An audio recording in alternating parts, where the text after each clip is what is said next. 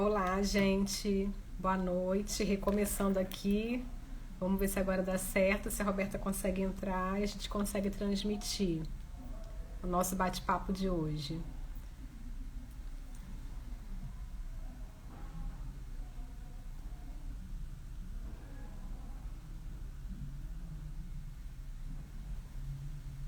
Roberta, pede aí pra você. Isso. Deixa eu ver aqui. Agora vamos ver se vai. Olá. Foi, Roberta? Tá me escutando? Agora, engraçado, igualzinho de novo. Quando eu tava carregando, eu tava te vendo no fundo. Aí quando eu entrei, aí tua imagem fica girando. Que coisa estranha, gente.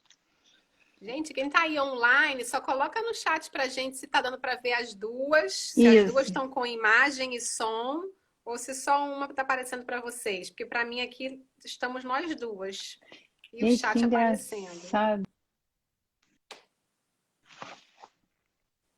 Coloquem aí, gente, por favor, se tá tudo ok, o som tá ok, a imagem tá ok pra vocês, normal, as duas estão aparecendo. O Paulo também falou que tá normal, então acho que tá normal, Roberta. Gente, é muito doido aqui. Mas você tá me escutando? Tô te ouvindo. Ah, então vamos lá. Dá para ir assim? Para você dar? Para você dar? Para ir assim? Dá. Para mim, consegue para mim aparecer até as perguntas que tem aqui. Ah, mas dá para ir. Então vamos, de repente Tá. carrega. Vamos lá. Se não der, você me fala aqui que a gente pensa numa outra maneira. Então, Tá gente, hoje a gente bom. vai falar um pouquinho sobre a regularização imobiliária, né? Queria primeiramente agradecer a Roberta por ter aceito o convite. Ela é arquiteta e urbanista e trabalha, né, incessantemente com essa questão, né, da regularização dos imóveis. E tá escutando, Roberta? Tô te ouvindo. Ah, porque o seu Eu tô, ficou. é porque ficou escuro, desculpa, é porque eu fui ver se eu trocava o Wi-Fi pelo 4G para ver se funcionava. Aí agora eu tô te vendo. Então tá ótimo. E aí, queria primeiro te agradecer por ter aceito o convite, né, para esse bate-papo aqui nosso, para a gente falar um pouquinho sobre essa questão da regularidade imobiliária, da importância que é você verificar se seu imóvel, aquele imóvel que você vai comprar, que você ainda pensa em adquirir, ou aquele imóvel que você já tem, já comprou efetivamente, muitas vezes pode ser que ele não esteja efetivamente regularizado. Então é importante você verificar junto à matrícula imobiliária, né? Como eu falo, só é dono aquele que registra, e para você registrar tem que estar tudo redondinho, tudo regularizado, né? Porque muitas vezes a gente só vai perceber que tem o problema, né, quando a gente quer alienar, quer vender o imóvel, quer se desfazer por algum motivo, quer fazer uma doação de bens em vida, ou enfim, quando há o falecimento e tem que ser aberto o inventário, aí sim é que os herdeiros vão então verificar que realmente tem alguma coisa ali errada, precisa regularizar, tem um ponto ali a ser né, consertado, vamos dizer assim. E aí eu queria que você falasse um pouquinho para a gente sobre essa questão, né, da regularização imobiliária.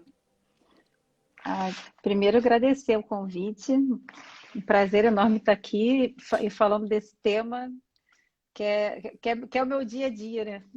É o que a gente faz todo dia, o dia inteiro. E esse seu comentário inicial é bem interessante porque é exatamente isso que acontece, né? As pessoas normalmente buscam a regularização do imóvel ou só vão descobrir que o imóvel está irregular quando precisa, né? Quando acontece algum fato, e normalmente acontece um fato onde a pessoa tem pressa.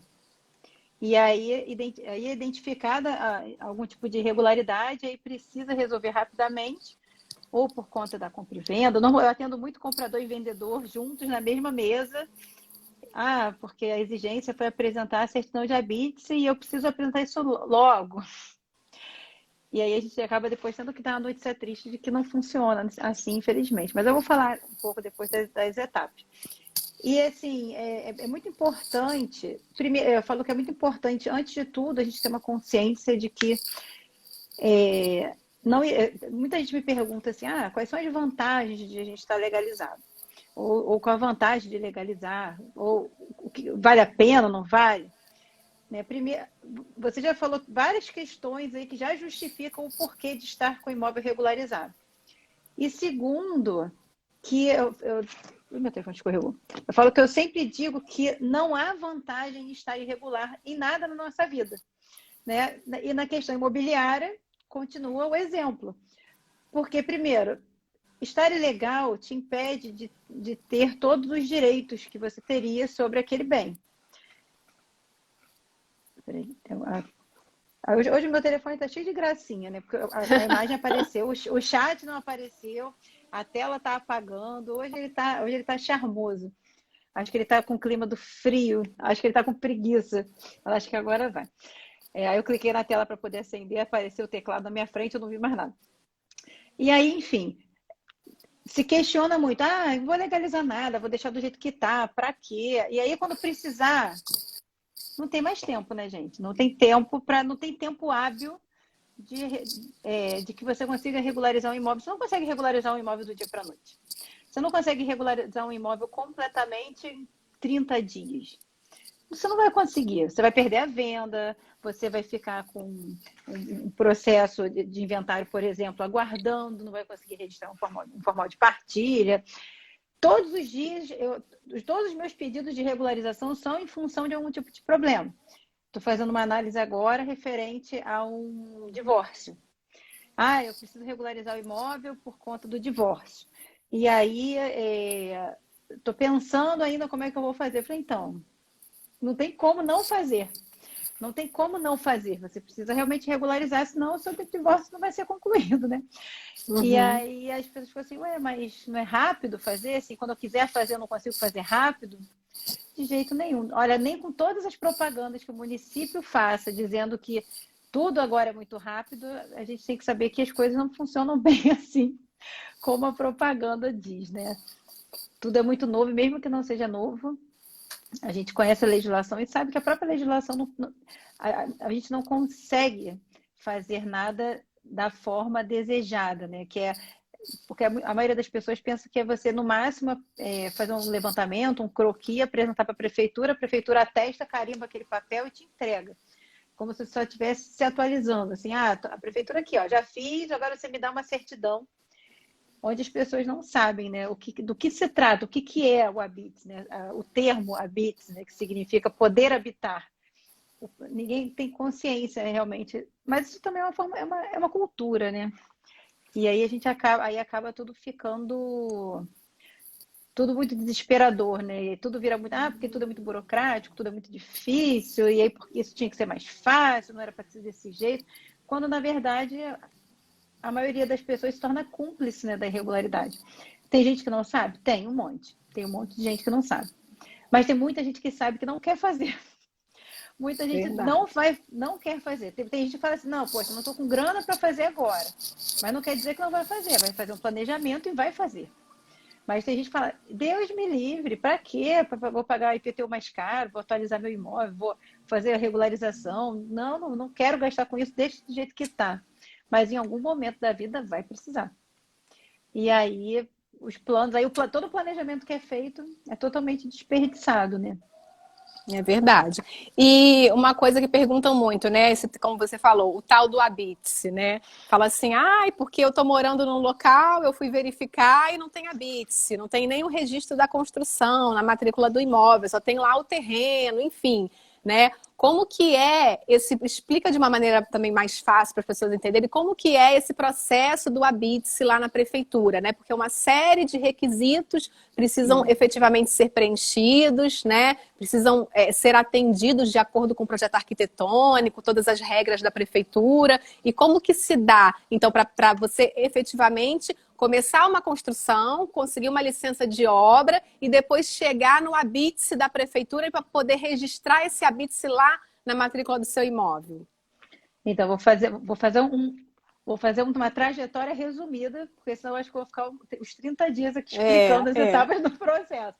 Mas eu acho que é importante a consciência do trâmite, entender porque o trâmite é nesta sequência.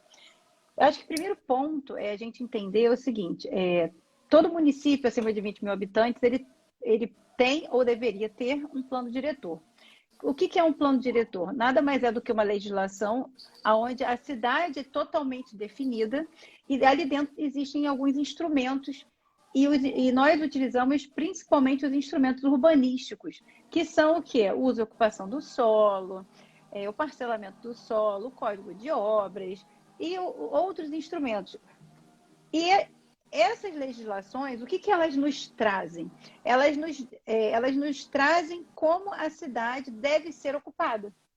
Basicamente, como eu posso realizar a minha construção? Eu posso construir o que eu quiser porque o terreno é meu? De jeito nenhum.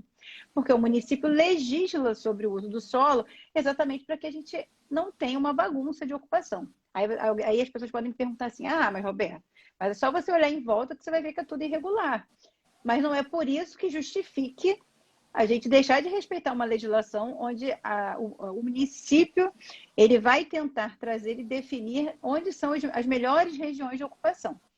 E aí, dentro desse conceito, existem as legislações, a cidade ela é totalmente desenhada e dividida por zonas, né, que a gente chama de zoneamento, e cada zoneamento trará um incentivo construtivo para aquela região.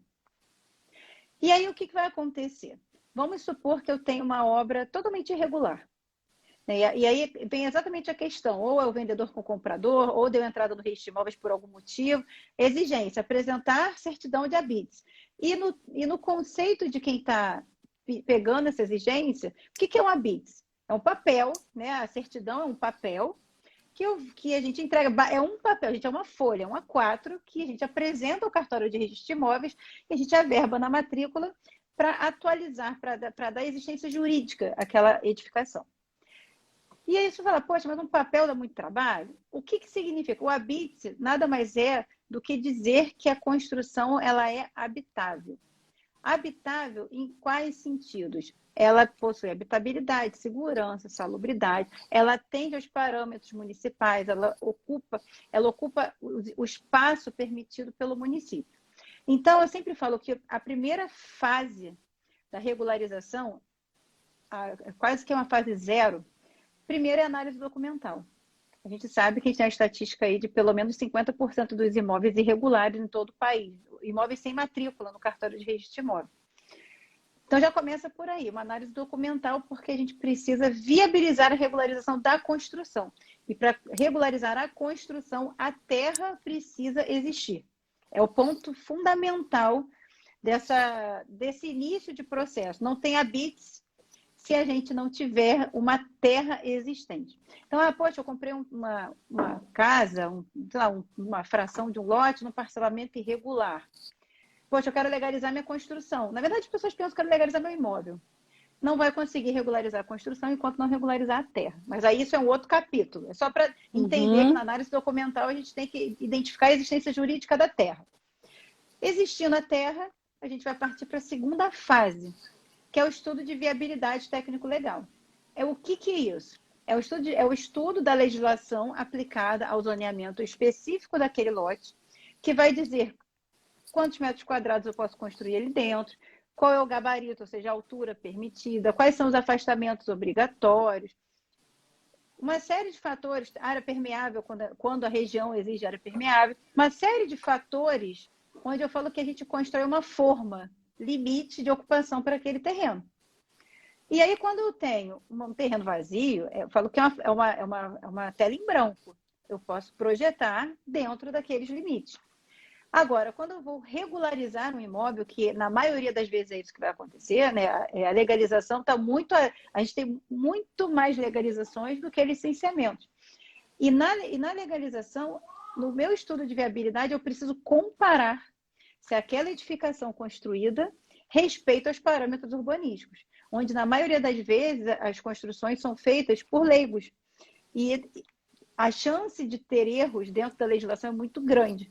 E nesse momento do estudo de viabilidade, nós apontamos os erros que a gente conseguiu encontrar dentro da legislação e as possíveis soluções. Por que possíveis soluções?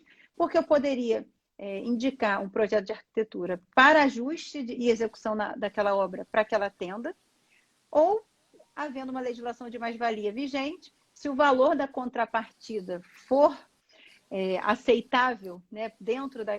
Se valer a pena pagar a contrapartida e não ter que executar a obra, e quando há mais-valia, também é possível naquele imóvel, porque nem sempre a mais-valia não é uma mãe que aceita tudo, né? Ela nada mais do que um limite inflado daquilo que já era permitido. É um pouco mais, não é tudo mais. E aí a indicação para uma mais-valia. Então, vista essa questão, se o meu imóvel está 100% dentro da legislação, é o próximo passo. Na verdade, esse passo do estudo de viabilidade é o coringa do processo mais rápido. Porque se eu vou no imóvel, faço um levantamento daquele imóvel, entrego um projeto para a prefeitura junto com a documentação e deixo que o técnico analise, nosso processo vira um ping-pong, porque eu não fiz análise, que é minha obrigação como técnica, o técnico vai analisar, vai colocar uma página, 2 páginas de exigências, e aí eu vou ficar cumprindo e devolvendo, cumprindo e devolvendo. É mais fácil estudar antes, né? Eu falo que se tudo que a gente estuda antes, a gente vai à frente muito mais, o processo é muito mais eficaz. Assim, a gente economiza meses, até anos de trabalho, se a gente faz um estudo de viabilidade. E aí o que a gente faz? A gente organiza o processo. A gente faz o projeto conforme a exigência. Agora a gente tem o LICIM, mas aí eu não vou nem comentar, vou falar de uma forma bem geral que funciona no Rio de Janeiro e funciona no Brasil todo. As etapas se repetem em qualquer região do país. Então, com a documentação em ordem, com estudo de viabilidade, já identificando o que não seria atendido ou se o imóvel está apto a ser regularizado, eu parto para a formação desse meu processo. E aí eu vou juntar a documentação exigida pelo município em questão, mais o projeto, e esse projeto é analisado por um técnico, um arquiteto, um engenheiro da prefeitura. Ele analisando, entendendo de que aquele projeto atende a todos os parâmetros, ele vai aprovar esse projeto. Aprovando esse projeto, ele vai expedir, aqui no Rio de Janeiro a gente chama de licença de obras, em outros municípios, na maioria dos municípios a gente chama de alvará de construção, que é mesmo, nada, não faz nenhuma diferença, é a mesma coisa, é o mesmo documento. Então, projeto aprovado e a licença emitida, a gente passa para a segunda fase do processo municipal, que é a expedição da certidão de habites. Então, quando o projeto é aprovado, na licença de obras, lá no finalzinho dela, tem lá um campo chamado restrições.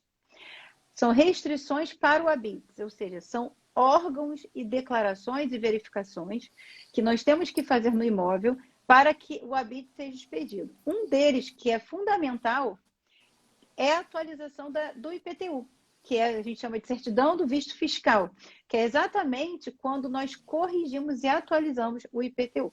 A prefeitura ela vai calcular o valor do ISS sobre aquela obra, e aí o contribuinte vai fazer o pagamento, e após a expedição da certidão do visto fiscal, o que vai acontecer? Esse processo é automaticamente encaminhado para o setor de IPTU.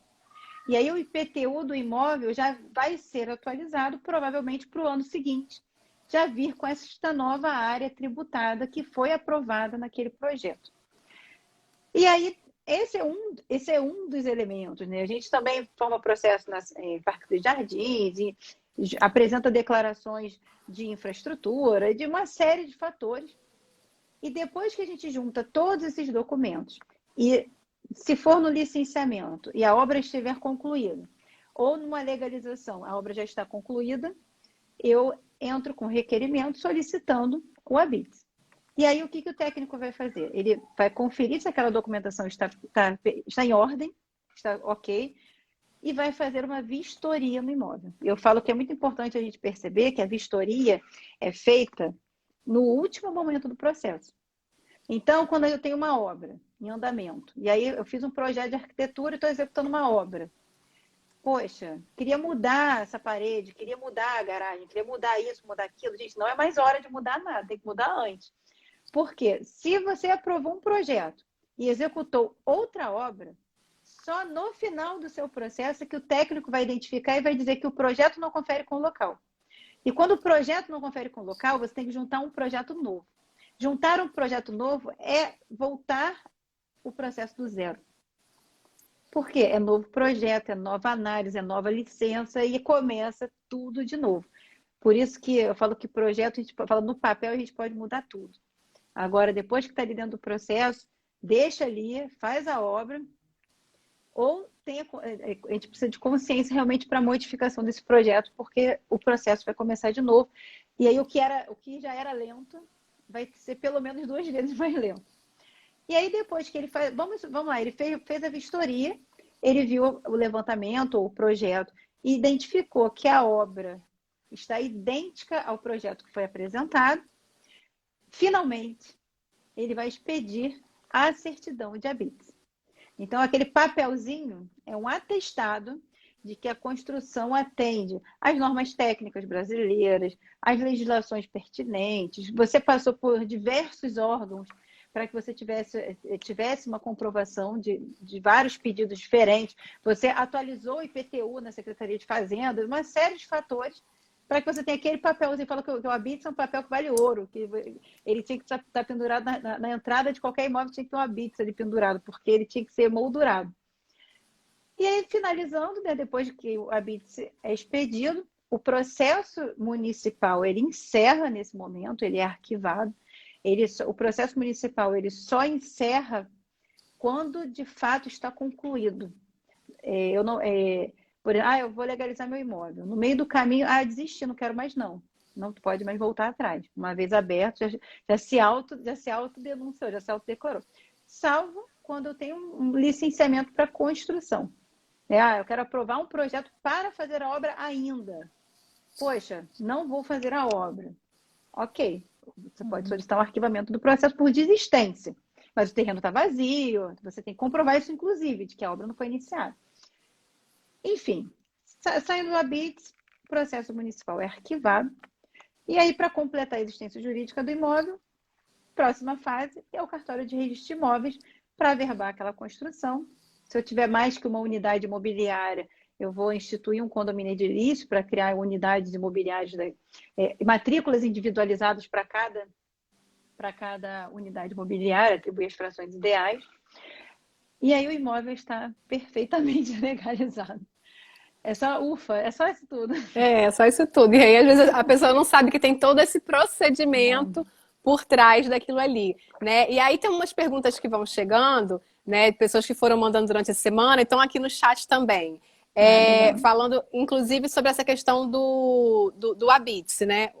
A Paula Braga. O imóvel que comprei não tem habites e não consigo vender. O que fazer? Isso é uma coisa muito comum, né? Às vezes você compra até de uma construtora, de um incorporador, né? E o imóvel ele acaba te entregando as chaves e a pessoa está naquele afã de receber as chaves porque é um sonho, é a casa própria, já demorou, teve atraso na obra, aquela coisa toda, recebe as chaves e não verifica lá na matrícula do imóvel se realmente foi registrado, foi averbado o habite, se existe, se não existe esse documento, e só vai se dar conta, como eu digo, quando precisa, e precisa muito, porque quando você está vendendo um imóvel, né, ou você precisa da liquidez daquele valor para vender, para fazer alguma coisa, ou para investir, ou você vai querer doar para um filho, enfim. E aí, nesse momento, que é o momento que você está precisando daquele dinheiro, você verifica que não tem o habites, você não vai conseguir, dificilmente você vai conseguir um comprador que adquira esse imóvel sem o habites, até mesmo se a pessoa for comprar de você e for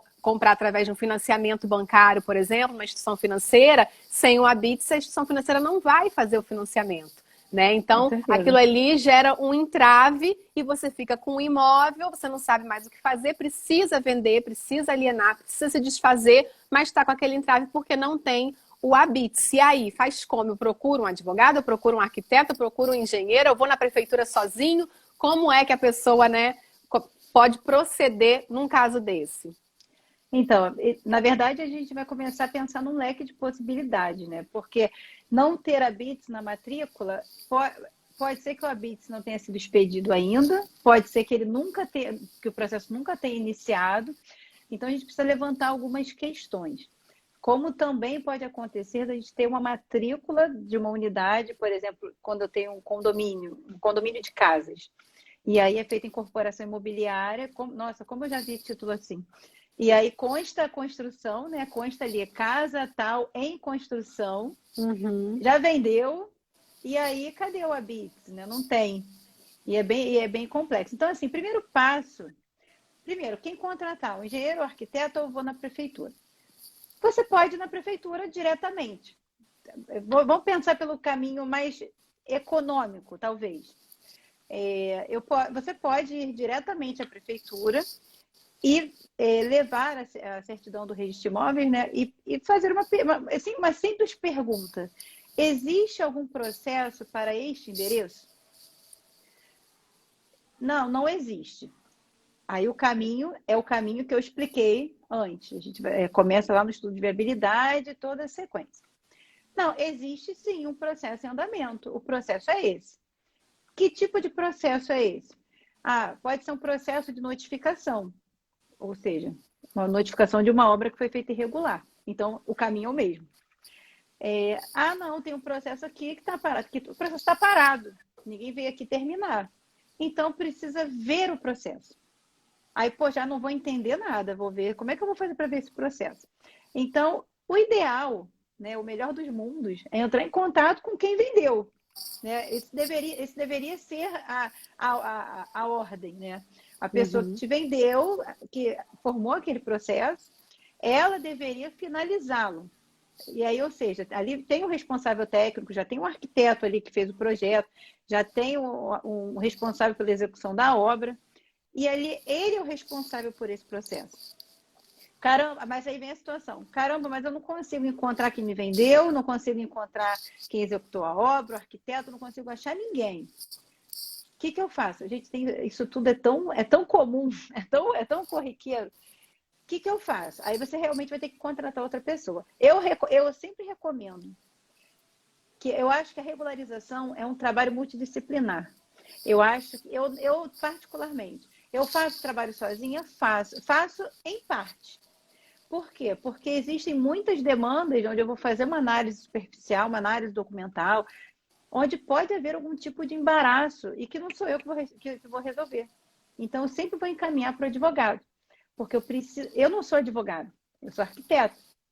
E eu particularmente acho que processos são dos advogados. Eu acho que os advogados ministram processos muito bem. Mas quando a gente trata de regularização, é muito semelhante a um processo onde tem uma perícia judicial, onde eu tenho um advogado ministrando o processo e eu tenho um assistente técnico dando a assessoria adequada. Então, eu acho que o ideal, o melhor dos mundos seria esse, uma casadinha, né? O advogado junto com o arquiteto ou engenheiro, para que o advogado faça uma boa análise documental, já inicia um início de busca legislativa de zoneamento, e o arquiteto ou engenheiro aprofunde isso e transforme isso num estudo de viabilidade para que esse processo flua. Por quê? Porque pode ser que a gente tenha algum tipo de exigência onde a gente precise de fundamentação jurídica. E aí, quem vai dar a melhor fundamentação jurídica? Sou eu? Claro que não. É claro, eu posso estudar? Claro que eu posso, mas eu não sou advogada. Então, certamente, os meus colegas advogados, você como advogada, vai ter uma fundamentação muito melhor e vai justificar muito melhor determinados pontos, porque a gente toda hora precisa entrar com algum tipo de recurso, porque de vez em quando tem erro nos processos, né? De vez em quando tem umas análises que não cabem, e aí a gente tem que entrar com algum recurso pedindo prosseguimento com a fundamentação. E aí, por isso que eu acho que tem que ser assim, em conjunto. Então, eu acho assim, pode tentar ver sozinho? Pode, inicialmente. Mas não vai tentar conseguir entender, terminar. né? Isso. Tentar entender em que fase tá, né? Isso, Tem licença de obra, mas não deram seguimento. Não, nem licença de obra tem, isso. né? Para saber por onde que a pessoa vai partir, né? Onde que houve o erro ali para não ter, então, concluído com esse habite. Exatamente. A Rosane, aquela pergunta, Rosane Campos, quais seriam os documentos necessários para regularizar o imóvel junto à prefeitura? Né? Quais seriam esses documentos? Então, primeiro de tudo, a prefeitura pede um documento comprobatório das dimensões do lote. Aí ela fala PAL, que é o projeto aprovado de loteamento, ou certidão do registro de imóveis. Ou, não é e, é ou. Ou seja, o que a prefeitura quer? Ela quer ter certeza das medidas daquele terreno e ela precisa saber da existência jurídica daquele lote. Igual eu falei no início, a gente não pode construir, por exemplo, em um lote não existente. Como eu falei do parcelamento irregular. Se a minha terra não existe com aquelas medidas na matrícula, eu não posso. Mas, por exemplo, poxa, eu dei entrada no processo e aí eu apresentei o projeto aprovado de loteamento. Não apresentei a matrícula. A prefeitura vai aprovar? Vai. Vai porque ela quer atestar as medidas do lote. E, teoricamente, a gente subentende que a partir do momento que eu tenho um projeto aprovado de loteamento, esses lotes tiveram, por consequência, abertura de matrícula no cartório. Porque se ninguém levou para o cartório em 6 meses, esse parcelamento do solo ele vai ser arquivado e perde totalmente o valor e teria que ser aprovado de novo. Então, seria um PR cancelado e não teria valor. Então, eu tenho que ter ou registro de imóveis ou projeto aprovado de loteamento. Eu preciso informar a inscrição imobiliária, ou seja, o número do IPTU, o projeto conforme a aprovação necessária. Então, não dá para rotular o tipo de projeto. Se é só planta de situação, se é projeto completo, vai depender do tipo de aprovação.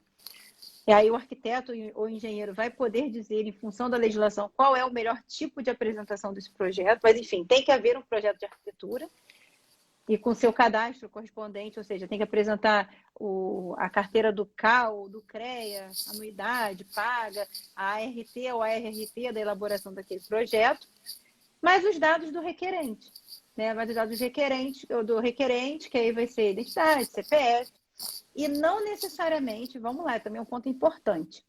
Eu não sou proprietário de direito do imóvel, ou seja, meu nome não consta na matrícula.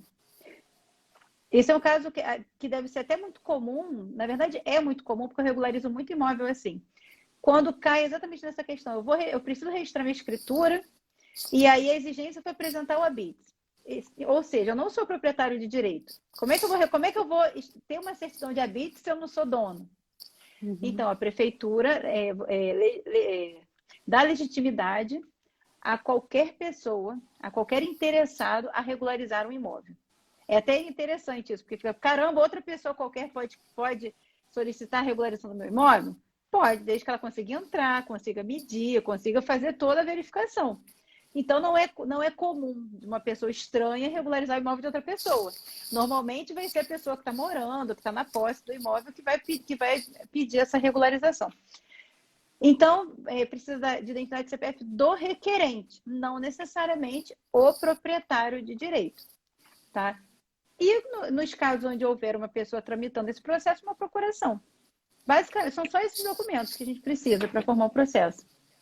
Inclusive, essa questão da regularização acontece muito no caso de inventário. A pessoa falece, deixa um imóvel irregular, às vezes ela só detinha mesmo a posse daquele imóvel, ou até tinha um contrato de compra e venda de gaveta particular, e aí os herdeiros se veem numa situação que eles precisarão regularizar esse imóvel, né? Dentro desse inventário, já está lá rolado no inventário, mas só vão conseguir finalizar depois que esse imóvel efetivamente estiver regularizado, que ele estiver lá efetivamente registrado, tudo certinho, para então poder dar prosseguimento na questão do inventário, né? Isso mesmo, exatamente. E aí que eu falo da questão da importância, né, do planejamento da família, planejamento patrimonial, não só o planejamento sucessório em si, né? Às vezes a pessoa trabalha uma vida inteira, né, com muito suor, consegue adquirir alguns bens, e brasileiro investe em bens imóveis, essa é uma realidade nossa, da nossa cultura, né? Aquele dinheirinho que você guarda, você vai investir primeiro na casa própria, depois se sobrou mais um pouquinho, você vai investir na casa de campo ou na casa de praia, sobrou mais um pouquinho, você começa a investir em imóveis para você alugar e viver daquela renda, né? Essa é uma realidade da maioria das famílias brasileiras, né? Que conseguem ter essa condição financeira. E aí, muitas vezes, esses imóveis não estão regularizados porque a pessoa simplesmente não sabe ver isso, não detém conhecimento, acha que ela foi lá, fez uma escritura de compra e venda, registrada num cartório de notas, que aquilo ali já é suficiente, já está no nome dela, quando na realidade não é. Aí ela vai levar essa escritura a registro no RGI, que a gente chama, né, que é no Registro Geral de Imóveis, competente dependendo de cada região, cada bairro que aquele imóvel esteja inserido. e aí chega lá para registrar, quando ela sabe que tem que registrar, muitos nem sabem que tem que fazer esse registro. Quando ela descobre, tem uma instrução e alguém fala, não, vai lá e registra essa compra e venda no RI. Quando ela chega lá, cai em exigência, porque nem a BITS tem um imóvel, não tem uma licença de obra, não tem uma construção averbada, e ali está uma irregularidade tamanha, né? Acontece muito também imóveis que são comprados na planta e a maioria das vezes a construtora ou a incorporadora, ela pega aquelas unidades imobiliárias que ela ainda vai construir e dar em garantia para a instituição financeira, né? E fica ali aquela unidade imobiliária gravada com uma hipoteca na matrícula do imóvel. Você comprou ali, a construtora fala, não, quando você terminar de quitar tudo, quitou, vou te entregar as chaves imediatamente seguinte, no máximo com 30, 60, 90 dias, eu vou retirar essa hipoteca. E não acontece, isso não acontece, fica lá a hipoteca na matrícula do imóvel. Por quê? Porque a construtora, a incorporadora não quitou junto ao banco a dívida que ela tinha, e é lógico que o banco não vai dar baixa nessa hipoteca, porque a garantia que ele tem de receber aquela dívida é justamente, né, as hipotecas que foram realizadas nas unidades imobiliárias daquele empreendimento. E aí você fica com o imóvel que você quitou, né, pagou tudo que estava lá descrito no contrato, na promessa de compra e venda, pegou inclusive as chaves do imóvel, está de posse desse imóvel, mas você não consegue vender porque tem lá uma garantia gravada, uma hipoteca, né? E a pessoa fala, e aí? Agora, o que eu faço? Né? E aí, infelizmente, nesses casos não tem outra saída a não ser, primeiro, tentar um contato com a construtora para que ela faça isso extrajudicialmente, mas não acontece, porque se ela não deu baixa até hoje, é porque a dívida ainda está lá com o banco, né? E aí você acaba tendo que entrar com uma demanda judicial para solicitar a baixa dessa hipoteca, porque você é o adquirente, você quitou, você cumpriu com a sua obrigação, e a dívida que a construtora, a incorporadora tem com a instituição financeira não deveria se comunicar ali naquele imóvel. Então isso acontece muito mais do que a gente imagina, mas a pessoa só vai se dar conta no dia que ela precisa vender, doar, alienar, ou no dia que falece e tem que ser aberto então o inventário pelos herdeiros. Então é o que eu sempre falo, gente, o planejamento patrimonial da sua família tem que ser visto por você, pelo seu marido, pela sua esposa, pelos seus filhos. É um diálogo que tem que ser aberto com a família para justamente um ajudar o outro. Às vezes eu não tenho conhecimento jurídico para saber se o meu imóvel está regular. Se eu não tenho conhecimento jurídico para analisar a matrícula imobiliária de um imóvel, lá, a certidão de ônus reais, que é um dos principais documentos para qualquer um que vai adquirir um imóvel, mas você se auxiliar de pessoas, né, que detenham esse conhecimento para verificar, não, tá tudo ok, tá tudo certo, tá registrado, tá no teu nome, se quiser vender amanhã, você consegue vender isso facilmente, porque não vai ter nenhum entrave.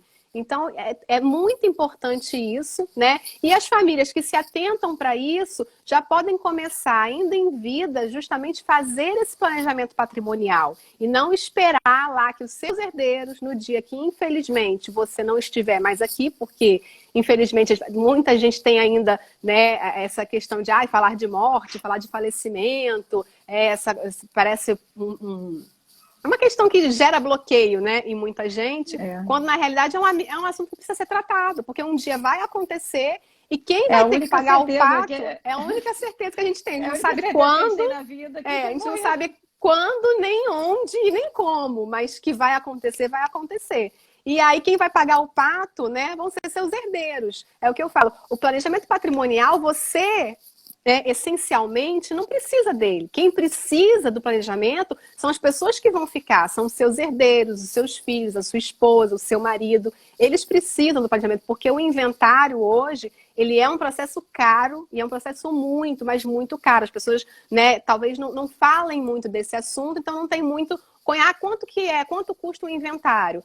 Por baixo, ele vai custar, no mínimo, 20% sobre o valor atualizado do bem que você deixar. Então, você faz uma conta aí na sua casa, né? Qual é o valor de todos os seus bens, seja um apartamento, um terreno, seja um carro, um veículo, seja o bem que você tiver. Qual é o valor de mercado dele hoje? Então, se você falecesse hoje, daqui uma semana, um ano, 10 anos, os seus herdeiros vão ter que desembolsar pelo menos 20% sobre esse valor. Se a gente está falando aqui, num exemplo de um patrimônio de R$ 1 milhão, os seus herdeiros vão ter que abrir um inventário e vão ter que pagar um custo total de R$ 200 mil.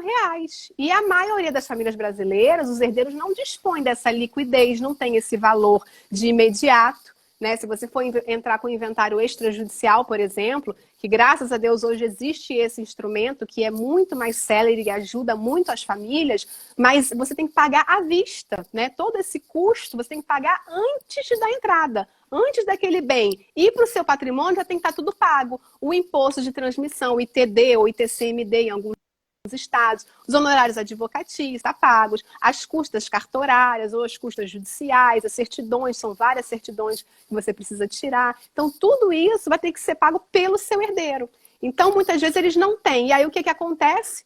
Né? Algumas opções. Ou os herdeiros não abrem o inventário, porque não tem como pagar, e deixa lá o bem irregular em nome do falecido, ou simplesmente eles vão pegar um empréstimo, um financiamento bancário, se eles tiverem crédito e tiverem como pegar isso para poder pagar o inventário, ou vão acionar um seguro de vida, caso o falecido tenha deixado um seguro de vida só para pagar o inventário, né? O que também é surreal isso acontecer, mas acontece. Ou então eles vão ter que se desfazer de algum daquele patrimônio, de algum daqueles bens que o falecido deixou, para efetivamente ter a liquidez e poder pagar e quitar aquele inventário e ficar tudo regular e trazer para si aquele patrimônio que antes era do falecido. Né? E hoje existem diversos institutos que são utilizados para a gente fazer esse planejamento, mas é importante que, para fazer o planejamento, você tem que estar atrelado a um imóvel, por exemplo, quando a gente fala de planejamento patrimonial de imóveis, bens imóveis, você tem que estar atrelado à regularidade desse imóvel. Você não consegue fazer um planejamento com um imóvel irregular. Né, um planejamento em vida já, deixar tudo certinho para os seus herdeiros de uma maneira que vai trazer segurança, proteção e, acima de tudo, uma questão muito econômica financeiramente falando, porque você chega a ter uma economia de até 90% em relação ao que você gastaria se tivesse realmente que se socorrer ao inventário. Mas para isso, por exemplo, se a gente estiver falando de bens imóveis, eles precisam estar regularizados, eles precisam estar ali redondinho, no seu nome, com a BITS, tudo registrado, tudo certinho. Então, às vezes, as pessoas não têm muita noção da importância que é isso, da importância de ir lá e revirar os documentos. Infelizmente, é uma questão burocrática que muita gente não gosta, mas é uma realidade que uma hora alguém vai ter que enfrentar. Ou você ou os seus herdeiros vão ter que enfrentar essa regularização. É verdade. É uma grande verdade. Isso é... Infelizmente, o mais comum é você encontrar realmente as pessoas nessa situação.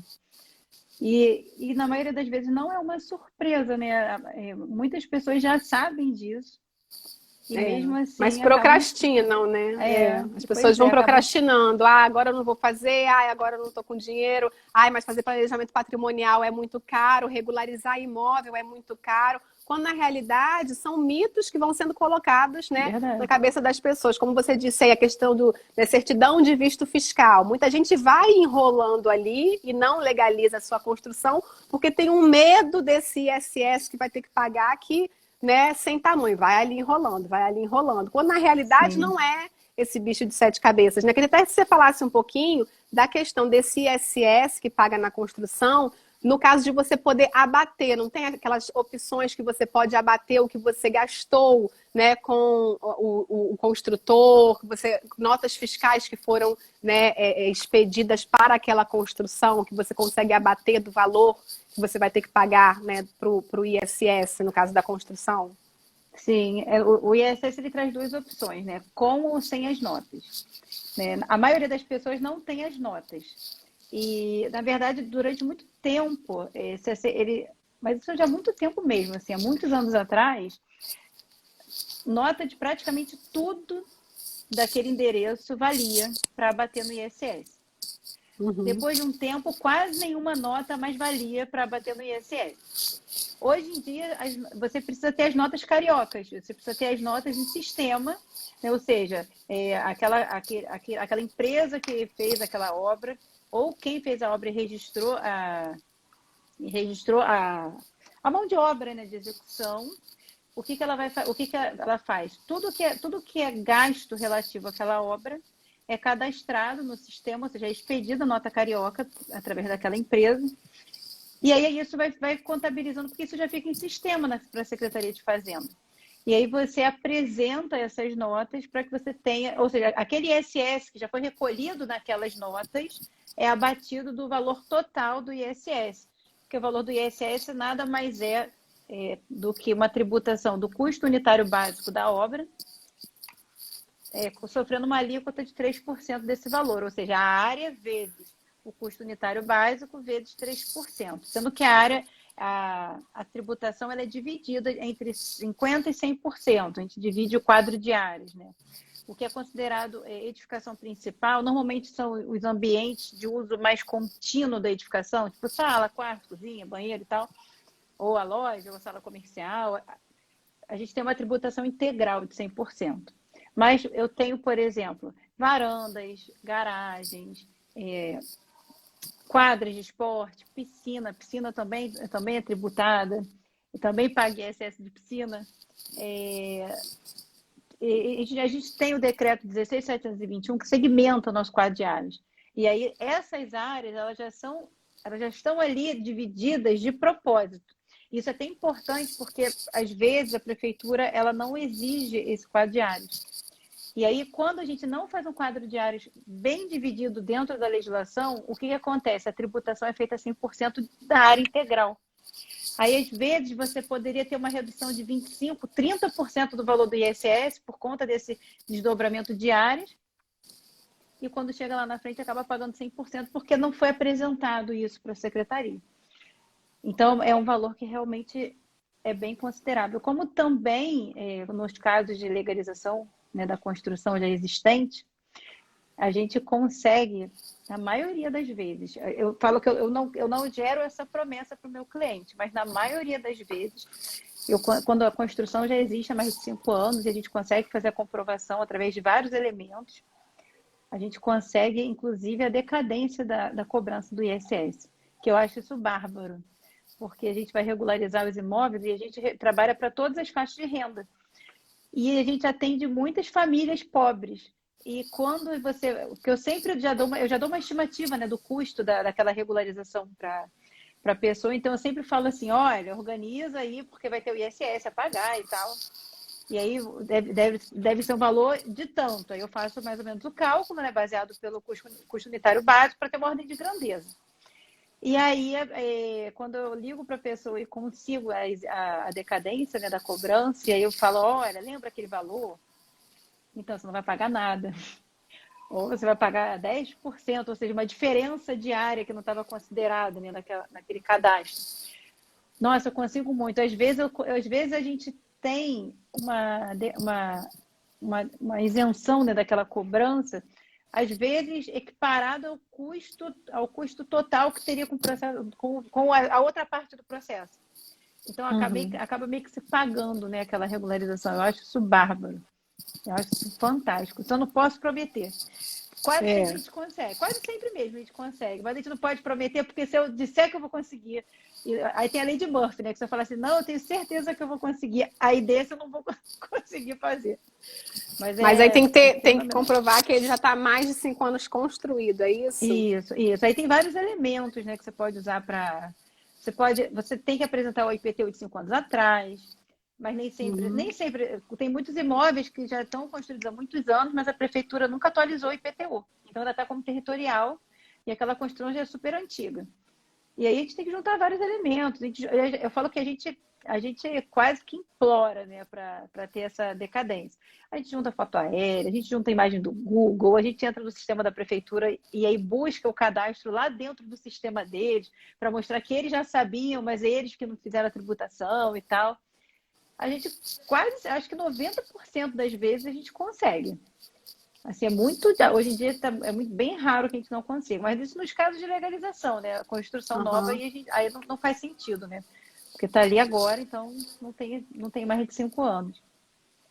A Rosane Campos aqui, ela pergunta, e no caso dos imóveis antigos, que não tem essas notas fiscais guardadas, né? É aquela opção que você falou de dar entrada sem você deduzir nenhuma nota fiscal, né? E aí vai pagar integral. É a prefeitura que vai fazer aquele cálculo de maneira integral, né? E uma outra pergunta que chegou É, não, ele fala assim, foi o Adriano, perguntando se é verdade que o 70% dos imóveis no Brasil, né, são posse. Na Então, realidade, pode falar. é, existe um levantamento, né, da própria plataforma do Registro de Imóveis do Brasil, que vem fazendo eles vêm fazendo um trabalho fenomenal, né, de mapeamento aí do Brasil todo. Existe uma expectativa de que 50% dos imóveis estejam 100% irregulares desde a sua existência jurídica, ou seja, não tem nenhum tipo de cadastro dentro dos cartórios de registro de imóveis, ou matrículas ou transcrições, não tenham nada, nenhuma identificação. E isso realmente não é muito difícil de se encontrar. Eu mesma já uso CAPI em alguns imóveis, onde a gente já fez várias buscas, os cartórios fizeram várias buscas, e que de fato a gente não encontrou em nenhum cartório, nem indo para o primeiro ofício. Ou seja, a gente foi voltando os ofícios todos até chegar ao primeiro e não encontrou nenhum registro imobiliário da terra, e aí depois a gente conseguiu o uso CAPI, sem nenhum embaraço, né? Porque a gente precisava realmente buscar para ter certeza de que não era de ninguém, né? Mas a estatística, pelo menos, não é de 70, é de 50. Eu até acredito que seja 70, sim. Eu não duvido que seja, não. Mas a gente tem o que é divulgado são 70. O que a gente tem uma estatística maior, né, que é de 85,4%, que eu sempre falo nas minhas palestras, são as construções que foram feitas sem a utilização dos serviços de engenheiros e arquitetos. E aí eu atribuo, se eu tenho 85,4%, isso foi uma pesquisa, né, que o Datafolha fez, encomendado pelo CAU, pelo Conselho de Arquitetura e Urbanismo. Então, se eu tenho 85,4% de construções feitas sem técnicos, eu tenho 85,4% de irregularidade imobiliária também. Não necessariamente na terra, mas nas edificações como um todo. Aí eu posso olhar de uma forma global. Eu falo que é muito grave nessa estatística, assim, porque eu falo que tem dois lados, né? É muito grave, mas também não é difícil de ver, porque eu falo que é só a gente andar pela rua que a gente vai ver irregularidade aí na nossa porta. Mas, ao mesmo tempo, é um campo de trabalho infinito. A gente vai ter imóvel para regularizar para sempre. Vai ter a nossa geração, vai ter a próxima, vai ter a próxima. E, assim, mesmo que os municípios ou o próprio governo federal tragam incentivos para regularização, que, de fato, as coisas vêm a passos lentos, mas vêm acontecendo, para reverter uma estatística dessa, o Brasil é muito grande, né? E aí a gente fala aí de pelo menos metade do território sem cadastro, é difícil, viu? É difícil. É muita coisa. É muito tempo de trabalho, então eu sempre falo, gente, quem quiser trabalhar com a área imobiliária, com a área de regularização de imóveis, eu falo que nenhum dia da minha vida eu fiquei sem trabalhar. Eu comecei a trabalhar cedo, comecei a trabalhar com 15 anos. Nenhum dia da minha vida, desde os 15 anos de idade, eu não tinha trabalho para fazer alguma coisa, para fazer algum imóvel para analisar, alguma proposta para fazer. Porque realmente é um índice muito grande, muito severo, né? Que depende realmente que a gente trabalhe bastante e bem. Com certeza. E você, Roberta, como arquiteta, você se dedica mais a essa questão da legalização, do urbanismo, né? Ou você também faz projetos? Como que é a sua atuação como arquiteta mesmo? Então, a gente tem um leque grande, né? Hoje eu sou vice-presidente do IBAP, né? Instituto Brasileiro de Avaliações e Perícias do Estado do Rio de Janeiro. E trabalho, e assim, meu campo de trabalho é a regularização. Meu maior campo de trabalho. E aí, na área das perícias, eu trabalho exatamente com as perícias ligadas à nossa parte de regularização, que é retificação registral imobiliária, que é processo de uso capião, demarcatória. São as questões que são os dilemas que impedem a regularização da edificação. Então, eu trabalho nesse tipo de perícia. Trabalho também com projetos. Hoje em dia eu já não posso mais fazer projeto sozinho, porque eu não tenho mais tempo, não consigo mais. Então eu trabalho em parceria. Eu trabalho em parceria com outros arquitetos, mas eu falo que eu sou apegada, entendeu? Então eu não consigo delegar nada 100%. Então, assim, vão fazendo e eu vou fazendo junto, e eu vou modificando, e a gente vai elaborando, mas é que eu preciso de mais braços, tinha que ter um povo para conseguir dar conta de tudo. mas faço projetos sim, mas faço todos em parceria. Meu marido é engenheiro civil e agrônomo, então a gente também acompanha a obra, faz fiscalização das obras. A gente faz um pouco de tudo, né? A nossa empresa faz um pouco, um tanto de cada coisa, né? A gente mas a maioria das vezes é regularização, é legalização, porque a gente tem muito, eu falo que a gente tem muito mais o que regularizar do que se construir. Ah, com Então, certeza. então acaba sendo reflexo até desses próprios índices, né? Por isso que eu falo que é por isso que eu falo de regularização o tempo todo, porque é o que a gente tem que falar todo santo dia mesmo, que é o que a gente atende toda hora. E Roberta, a gente está chegando aqui, eu tô com medo da live cortar e eu depois não conseguir gravar ela, Salva. deixar ela gravada, salvar. Queria te agradecer, né, imensamente, né, por ter aceito e por ter explanado tão bem aqui para explicar um pouco para as pessoas, né, para profissionais, né, parceiros nossos, advogados, arquitetos, engenheiros e também pessoas comuns, né, que não sabem muito bem ainda por onde ir, qual caminho seguir, como saber, né, regularizar, o que eu tenho que fazer, né, quem eu tenho que procurar primeiro, será que meu imóvel está regular, será que não está? Então, eu queria te agradecer imensamente por ter aceitado o convite, por ter falado aqui com todo mundo. Queria agradecer também a participação de todo mundo. Vou deixar você falar um pouquinho. Eu que agradeço mesmo, assim, sempre que eu posso falar sobre esse tema, eu falo assim com todo prazer, porque a gente precisa reverter. Eu falo que já virou minha paixão a regularização por isso, porque você reverte o estado de irregularidade e eu falo que você traz dignidade para as pessoas. Porque não adianta, como você falou no início, o imóvel é um investimento da vida da pessoa e de qualquer faixa social. Porque a pessoa, na maioria das vezes, ela vai depositar quase tudo que ela tem naquele imóvel dela, na casa dela, e ela vai passar a vida cuidando daquele imóvel. Pode, mesmo que ela tenha outros imóveis. O brasileiro tem essa paixão, né, pela casa, pela moradia. E aí, assim, a gente poder melhorar esse índice, trazer, eu falo que a gente melhora realmente a vida das pessoas, trazendo dignidade, trazer a liquidez, trazer a liberdade, a gente entrega liberdade para a pessoa, né? Pô, estou num momento difícil, vou colocar meu imóvel em garantia para pegar um empréstimo, para resolver uma questão importante e tal. Poxa, por que não? Né? Por que não? Uma pena ser tão pouco divulgada essa questão, mas as pessoas estão. Ainda bem que agora a gente tem rede social, né? E aí esse assunto começa a multiplicar. E eu sou muito otimista, então eu acho que a tendência é que a gente reduza esse índice fortemente em pouco tempo. Não tanto quanto eu acho que a gente deseja, mas eu acho que uma grande estatística assim com a divulgação em rede social vem melhorando bastante. Então, assim, eu queria agradecer muito por poder falar sobre isso. Estou à disposição de alguém precisar, se alguém tiver com alguma dúvida, pode também depois me mandar um direct, o que a gente puder fazer, né, para ajudar. A gente está aqui à disposição. Obrigada. Obrigada, queria te agradecer. Quem ainda não conhece o trabalho da Roberta, segue lá, clica aqui em cima no nosso nomezinho, começa a seguir ela. Quem segue ela também começa a me seguir para saber um pouco mais sobre direito imobiliário e planejamento patrimonial da família. Quem quiser também saber um pouquinho mais, agora às 20h30 eu vou estar fazendo uma outra live, né, uma pré-palestra sobre um projeto que eu estou fazendo e estou me empenhando para divulgar ao máximo, né, esse tipo de informação de planejamento patrimonial para as pessoas. Essa palestra vai acontecer na semana que vem, no dia 6 de julho, às 20h30, vai ser pelo canal do YouTube.